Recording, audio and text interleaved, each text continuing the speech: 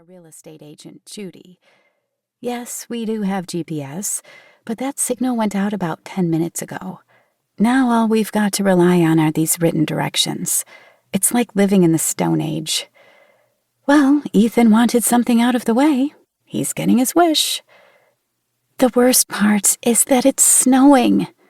It started a few hours ago, back when we were leaving Manhattan. When we left, they were cute little white flakes that evaporated on contact with the ground. Over the last hour, the flakes have quadrupled in size. They're not cute anymore. And now that we have turned off the highway, this more deserted, narrow road is slick with snow. And it's not like Ethan drives a truck. His BMW has gorgeous hand-stitched leather seats, but only front-wheel drive. And he's not incredibly skilled at driving in the snow either. If we skidded, he probably wouldn't even know whether to turn into the skid or out of the skid. Into the skid, right? As if on cue, the BMW skids on a patch of slushy ice. Ethan's fingers are bloodless on the steering wheel. He rights the vehicle, but my heart is pounding. The snow is getting really bad. He pulls over to the side of the road and holds out his hand to me. Let me see those directions. Dutifully, I hand over the slightly crumpled piece of paper. I wish he had let me drive. Ethan would never admit I'm better at navigating than he is. I think we passed the turn, Ethan. He looks down at a sheet of typed directions. Then he squints out the windshield. Even with the wipers going full speed and our high beams on, the visibility is horrible.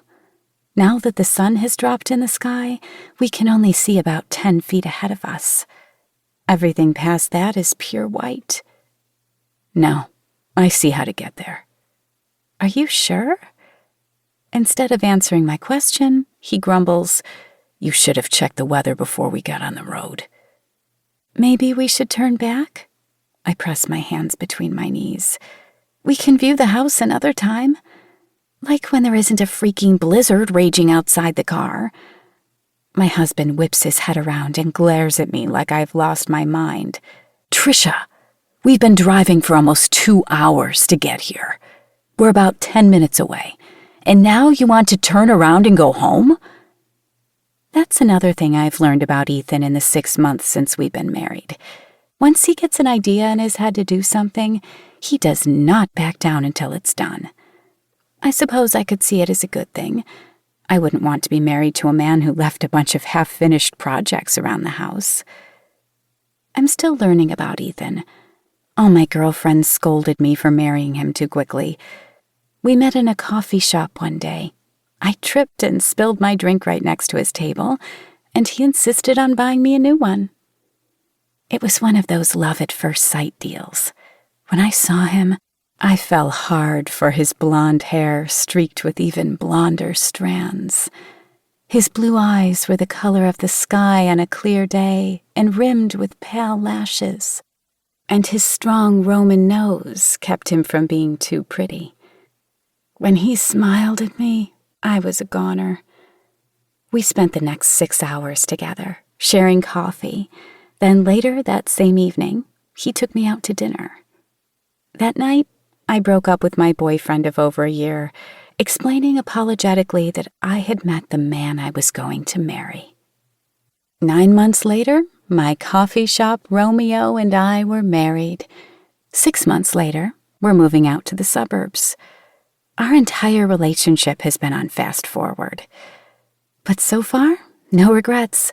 The more I learn about Ethan, the more I fall in love with him. And he feels the same way about me. It's so amazing sharing my life with him. Except for the one big secret he doesn't know about yet. Fine, I say. Let's find the house.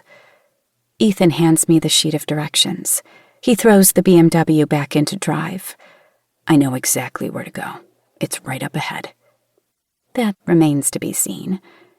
He drives slower this time, both to account for the snow and to keep from missing the turn, which I'm certain that he already missed about half a mile down the road. I keep my eyes on the road as well, even though the windshield is now caked with snow. My hands folded over my stomach. I try to think warm, dry thoughts.